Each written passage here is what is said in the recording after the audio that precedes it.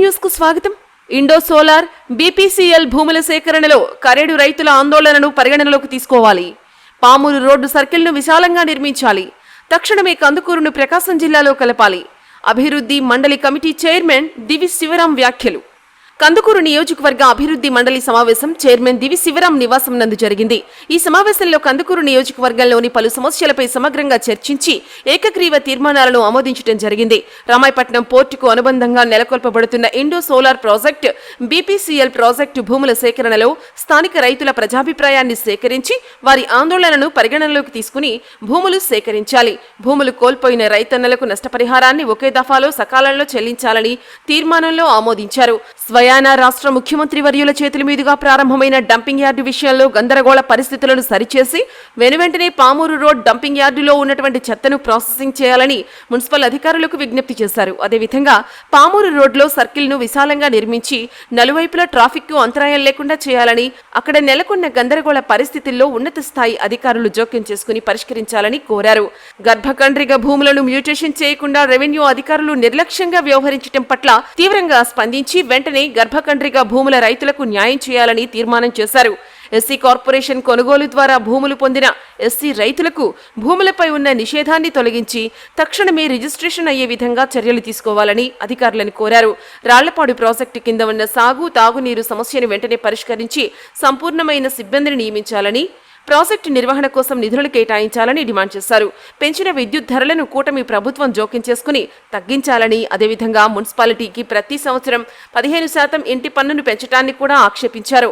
కందుకూరు తహసీల్దార్ కార్యాలయంలో నిర్మిస్తున్న పెట్రోల్ బంకును ఉపసంహరించుకోవాలని కోరారు. తక్షణమే కందుకూరు నియోజకవర్గాన్ని ప్రకాశం జిల్లాలో కలపాలని కోరారు. ఈ సమావేశంలో కందుకూరు నియోజకవర్గ అభివృద్ధి మండలి చైర్మన్ దివి శివరాం, ఉపాధ్యక్షుడు బాలెటి కోటేశ్వరరావు, అధికార ప్రతినిధి ముప్పవరపు కిషోర్, అభివృద్ధి మండలి సీనియర్ నాయకులు తోకల వెంకటేశ్వర్లు, చీతిరాల గోపాల్, పొడపాటి శ్రీనివాసరావు, రేణమాల అయ్యన్న, చింతరమోయిన నరేష్, చనమాల కోటేశ్వరరావు, కలవకూరి మణికుమార్, షేక్ ముజీబు, కె నరసింహారావు, ఏ చంద్రశేఖర్, ఎస్ రాము తదితరులు పాల్గొన్నారు.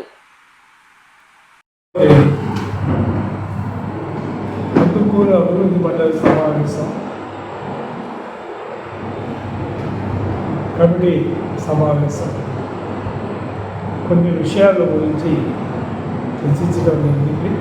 ఏవైతే కందుకూరు నియోజకవర్గంలో పబ్లిక్ ఎలాంటి కార్యక్రమాలు జరగాల్సిందో, ఏవైతే పెండింగ్ ఉన్నాయో వాటిని మేము ఆల్రెడీ ఎమ్మెల్యే గారి ద్వారా గవర్నమెంట్కి ఇచ్చాం. నేరుగా ఆర్డీఓ గారికి, సబ్ కలెక్టర్ గారికి, కలెక్టర్ గారికి, మంత్రి గారికి కూడా అవి స్లో అవుతున్నాయి. దాని మీద మీరు త్వరగా వాటిని పూర్తి చేయాలని ముఖ్యంగా అందరి కోరిక కందుకూరు నియోజకవర్గాన్ని ప్రకాశం జిల్లాలో కలపాలని ఇది అందరి మూడేళ్లుగా కోరుతున్న కోరిక. చంద్రబాబు నాయుడు గారు, ముఖ్యమంత్రి గారు, అలాగే లోకేష్ బాబు గారు కూడా దీన్ని అమలు చేస్తున్నారు.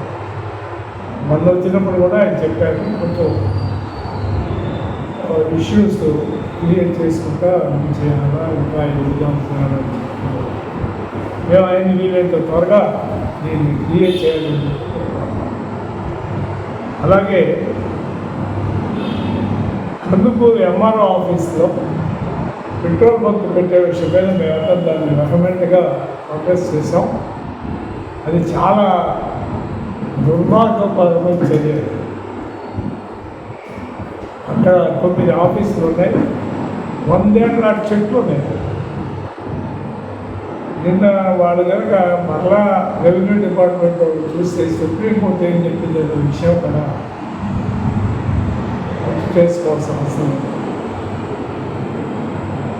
దాంట్లో పెట్రోల్ బంక్ పెడితే 2 ఆఫీసులకి దారే ఉండదు, క్లోజ్ చేయాల్సి వస్తుంది. 9 ఆఫీసులకు మనుషులు వచ్చినప్పుడు అక్కడ ఉండటానికి ఏదైనా మోటార్ సైకిళ్ళు, కార్లు పెట్టుకున్నారు కూడా అసలే స్థలం. దాని మీద మేము చెప్తే అది ఇక్కడ కందుకూరు కోర్టులో వేయటం జరిగింది. అలాగే హైకోర్టు కూడా వేయటం జరిగింది. అయితే అన్ఫార్చునేట్ ఏంటంటే వాళ్ళ నుంచి నోటీస్ వచ్చినా కూడా ఇంతవరకు కందుకూరు రెవెన్యూ యంత్రాంగం వాళ్ళకి రిప్లై కౌంటర్ దాఖలు చేయమని కోర్టు అడిగినా కూడా వీళ్ళు ఇంతవరకు ఏమి చేయరు. తను వెంటనే చేసి ఎట్టి పరిస్థితుల్లో మేము అప్పుడే చెప్పాము, ఎట్టి పరిస్థితుల్లో అక్కడ పెట్రోల్ బంక్ పెట్టడానికి మేము ఒప్పుకునే ప్రసక్తే లేదని కూడా చెప్పాము. అలాగే ఇప్పుడు రామాయపట్నం పోర్టుకి బీపీసీఎల్కి ల్యాండ్ సేకరిస్తాం.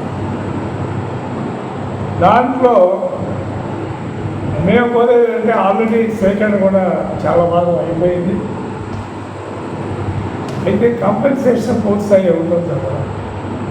మేము కోరేదంటే ఇది రైతు పక్షపాత ప్రభుత్వం కనుక ముందు రైతుల్ని బాధించకుండా రైతులకి ఏ అయితే ల్యాండ్స్ వాళ్ళకి తీసుకున్నారో దానికి గవర్నమెంట్ ఫిక్స్ చేసిన పరిహారం ధనాన్ని వెంటనే చెల్లించాల్సిందిగా దాన్ని పెండింగ్ పెట్టి ఏళ్ల తరబడి తిప్పుకోకుండా చేయాలి.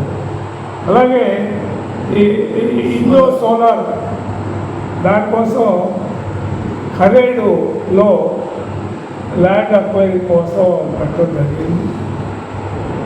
ఏంటంటే ప్రభుత్వం కూడా అక్కడ ఎవరైతే ఇండో సోలార్ ప్రాజెక్ట్కి అవసరమే కాదని కాదండి, కానీ కనీసం ఆ గ్రామాల్లో వాళ్ళతో మాట్లాడి వాళ్ళకి సంబంధించి వాళ్ళకి కాంపెన్సేషన్ లేదా వాళ్ళకి ఆల్టర్నేటివ్ ప్రత్యామ్నాయ మార్గాలను చూపించాల్సి మీటింగ్ పెట్టి చేయాల్సిన అవసరం ఉంది. ఇదేదో దుర్దుడు చర్యగా వాళ్ళు ఏదో వేరే ఆక్రమణదారులుగా చూపిస్తూ చేయలేదు మంచిగా. అన్నిటికన్నా దుర్మార్గమైన చర్య కొట్టేది ఎవరో కొంతమంది మీరు పోయి సబ్ కలెక్టర్కి లేదా కలెక్టర్కి అర్జీ ఇచ్చినా కూడా మిమ్మల్ని పోలీస్ కేసులు పెట్టిస్తామని మాట్లాడుతున్నాం. అంటే చాలా దౌర్భాగ్యం. కలెక్టర్కి సబ్ కలెక్టర్ కూడా అర్జీలు ఇస్తే అది నేరం అవుతుందంటే ఇది మన ప్రజాస్వామ్యం అవుతుంది. ఆ తర్వాత ఈ నియోజకవర్గంలో రాడపాడు రిజర్వాయర్ చాలా ప్రాముఖ్యత చెందింది. ఒకసారి కొట్టుకుపోతే చంద్రబాబు నాయుడు స్వయంగా దానికి 25 కోట్ల రూపాయలు ఒక్కసారిగా రిలీజ్ చేసి దాన్ని మళ్ళీ రీకన్స్ట్రక్షన్ చేయించారు. 96-97 20,000 చిల్లర ఎకరాల భూమికి సాగునీరు, 90 గ్రామాలకి తాగునీరు ఇచ్చే ప్రాజెక్టు. దానికి చాలా అన్యాయమైన పరిస్థితులు ఉంటాయి. దానికి మెయింటెనెన్స్ సరిగా లేదు, స్టాఫ్ లేదు. మేము అడుగుతున్నాము ప్రభుత్వం, దానికి 26 మంది మెయింటెనెన్స్ స్టాఫ్ ఉండాల్సింది పోయి ఇవాళ 6 మాత్రమే ఉంటారు. అది కూడా వాళ్ళలో కొంతమంది ఎక్కడో ఉంటారు. అలాగే బడ్జెట్ కూడా లేకుండా దాన్ని మెయింటైన్ చేయడం అనేది చాలా కష్టమైంది. ఎందుకంటే ఇది 90 గ్రామాలకి మంచినీళ్ళు, 25,000 చిల్లర గ్రామాలకి సాగునీరు ఇచ్చే బ్రహ్మాండమైన ప్రాజెక్టు. ఈ ప్రాంతం మెట్ట ప్రాంతం, ఎప్పుడు అనావృష్టి ఎక్కువ ఉండే ప్రాంతం. అలాంటి ప్రాంతానికి అది జీవగదాన్ని దాన్ని చేయాలంటే వెంటనే ప్రభుత్వాన్ని దానికి సరైన బడ్జెట్ ప్రొవైడ్ చేయటం, అలాగే స్టాఫ్ కూడా పూర్తి స్థాయి మేము అడుగుతున్నాం, కోరుతున్నాం. వీళ్ళు త్వరగా చేయాలని. అలాగే ఎస్సీ కార్పొరేషన్ భూమికి విముక్తి కలిగి చేయాలి, రిజిస్ట్రేషన్ అవకాశం ఇవ్వాలి. ఆల్రెడీ 2 సార్లు గవర్నమెంట్ దాన్ని రిజిస్ట్రేషన్ చేసుకోవచ్చని ఫెసిలిటీ ఇచ్చినా కూడా మళ్ళీ ఇప్పుడు ఎందువల్ల ఆగిందో అర్థం కాని పరిస్థితి. ప్రజలు